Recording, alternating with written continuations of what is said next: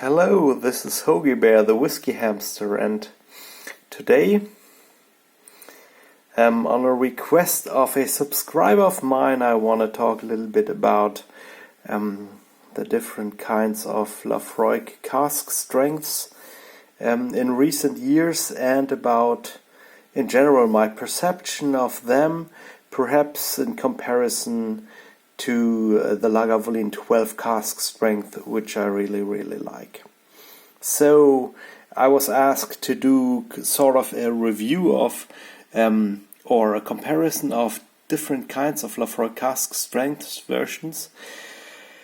And when I got the request, I thought about it, and it's not that I have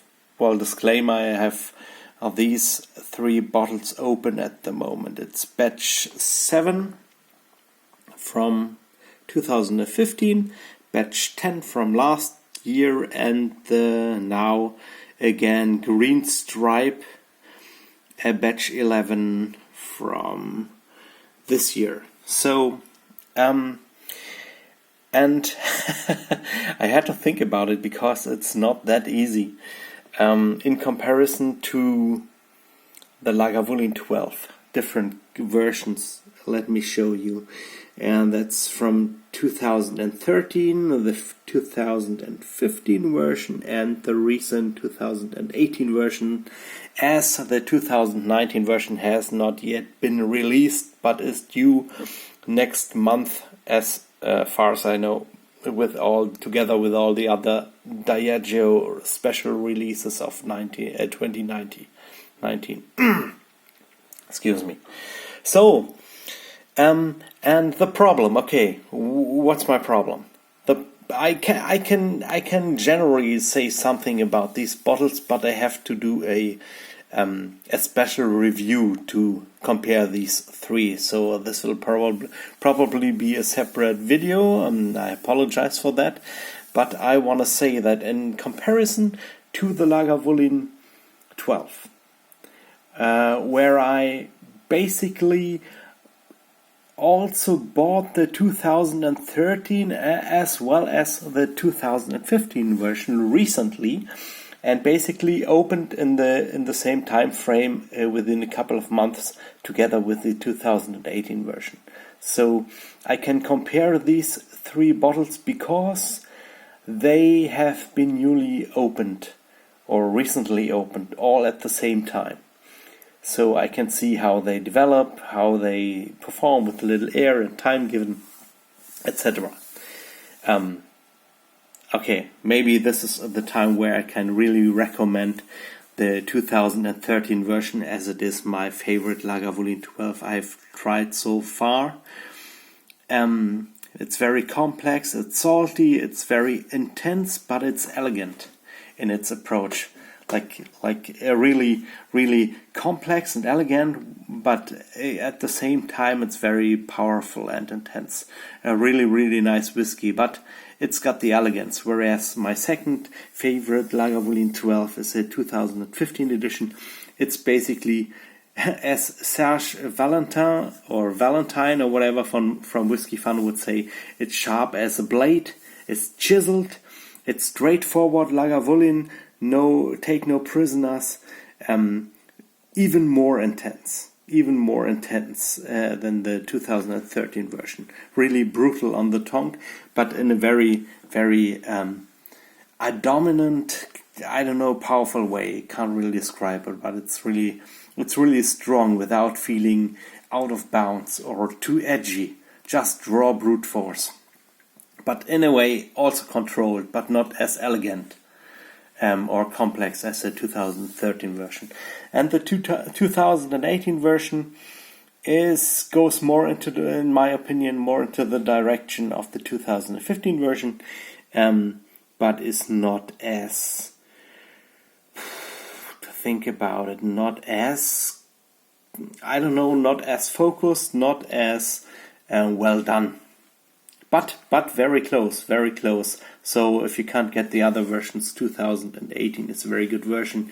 Some people in the streams, all the whiskey tubers, or many of them, said that their favorite was the 2017 version. I think that's the one I have opened as well. The rest of it still in the bottle. I didn't bring it here because for me it was too tamed. It was fairly complex, but not as good as the 2013 version in my opinion, and also in a way too lame, too restrained, too unpowerful, too nice. So that I expect more from a Lagavulin 12 Cask Strength, and it didn't deliver at the 2017 version. Was too domesticated in a way, in my opinion, but that's only my opinion. Was still a very well made and very good whiskey.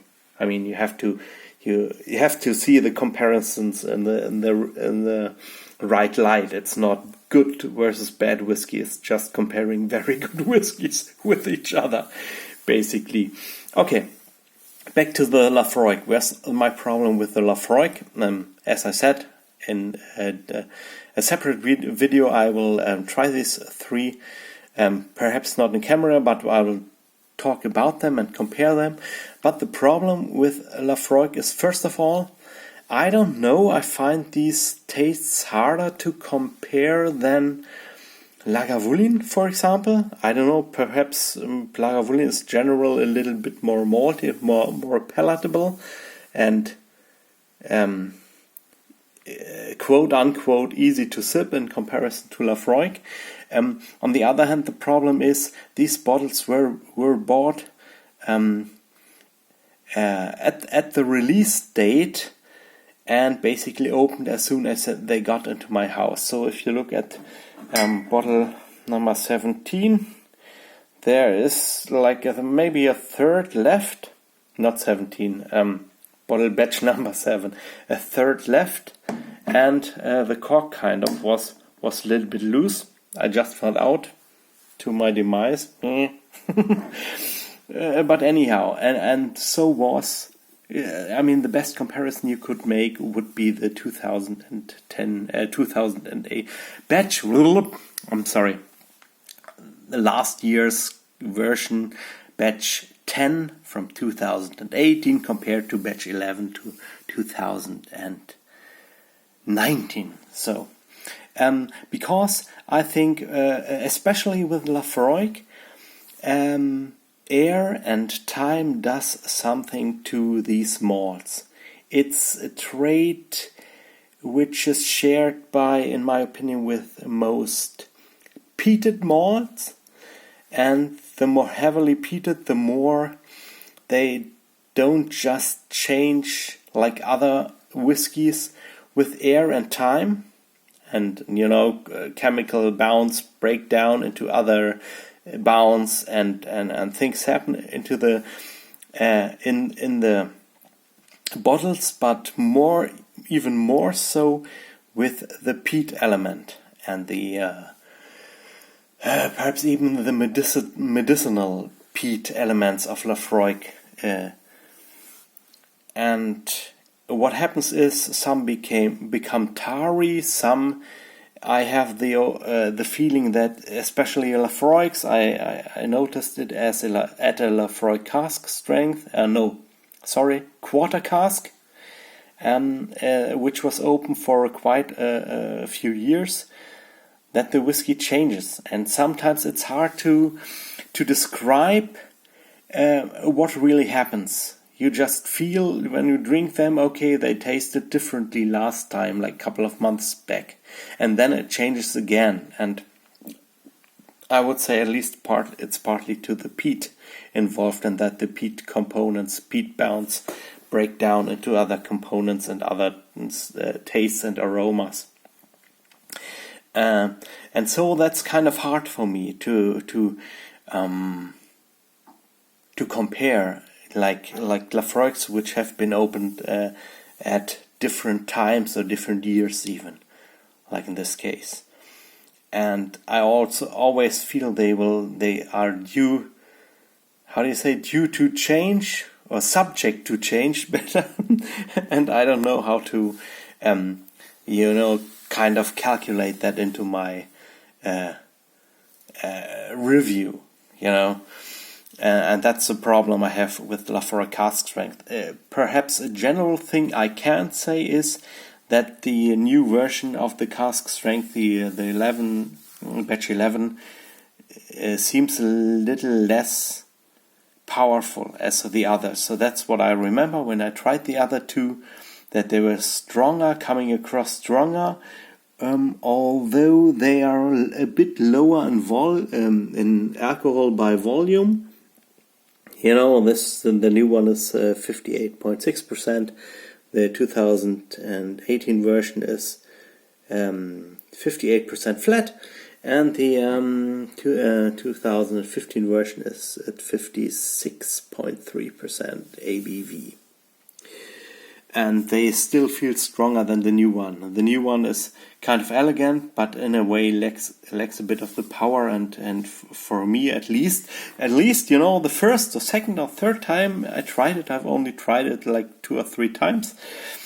I liked it even better than the first time I tried it. On the other hand, it was a bit like more restrained, perhaps a little bit like in comparison to the Laga 12 Cask Strength from 2017, which I really thought of it as a very good whiskey, very well made, very cultivated, if you say so. But in a way, the Laphroaig, or this year's Laphroaig Cask Strength 10, reminded me in comparison of this Laga from last year, or 2 years ago, actually.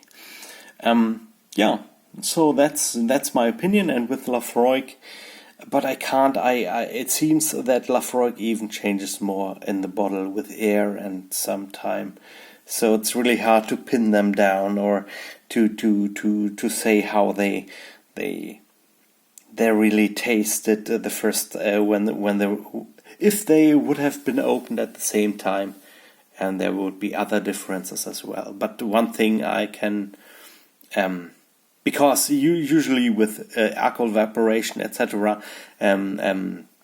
whiskeys don't tend to taste stronger and more intense over the time.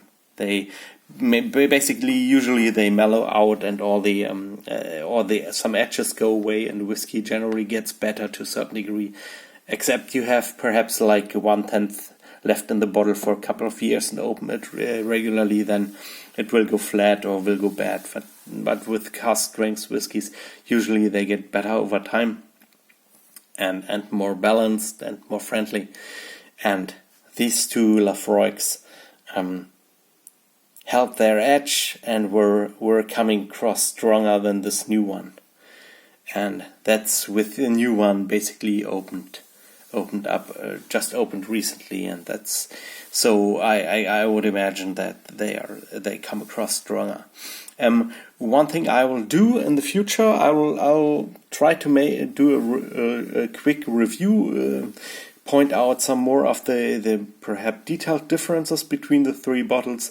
But I also like to acquire batch number 9.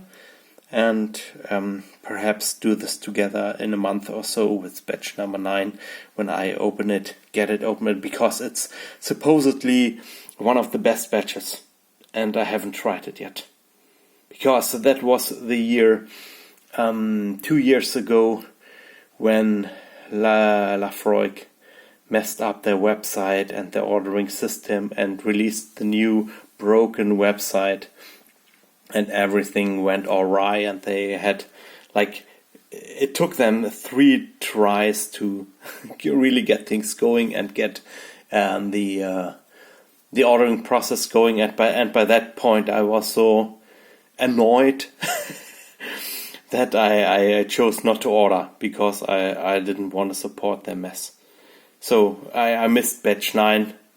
Bad for me, but you can still get it for like $100 or something on the internet, and that's what I intend to do. Okay, so much for now. Perhaps you understand the differences between comparing the 3 Laga recently opened, and Laphroaigs, which have been open for quite a while, partly at least, and they also tend to change more drastically, or it's really hard for me to pin them down and say exactly what they taste like. I got the feeling that unlike the Lagavulins, which I remember well and know their differences and know their characteristics, Laphroaig, like every time I try Laphroaig Cask Strength a while later, so this, the same whiskey tastes a bit different again. And usually my memory of taste and smell from whiskies is very good, but with these Laphroaigs, I don't know. Maybe they change, or they react very, how do you say? They react very, when you eat or drink something, and next time you eat or drink something different, so they seem to react very strong to, I don't know, what's been consumed by you before, and so the taste changes. I don't know what it is, but it's a kind of a mystery, but maybe I'll figure it out. But I'll get back to you. So much for now. I just want to talk a little, let you know what I think of them and what sometimes confuses me of malts, or how different kinds of distilleries perhaps differ, even though their approaches in this case, pretty similar, with the Cask Strength version, yearly annual releases. But yeah, maybe that's what you have noticed too. Maybe there are some malts out there who also which also confuse you, or make you wonder. Like every time you try them, they become this kind of chameleon malt, where the general direction remains. Obviously, with all the Laphroaigs, they'll never taste like space ciders. Always be Laphroaigs by their basic characteristics, but the details change. And tell me about it in the comments if you like. I'll see you around. Thanks for watching the video and listening to me rambling. Have a great day. This was Hoagie Bear, the Whiskey Hamster, over and out. Bye bye.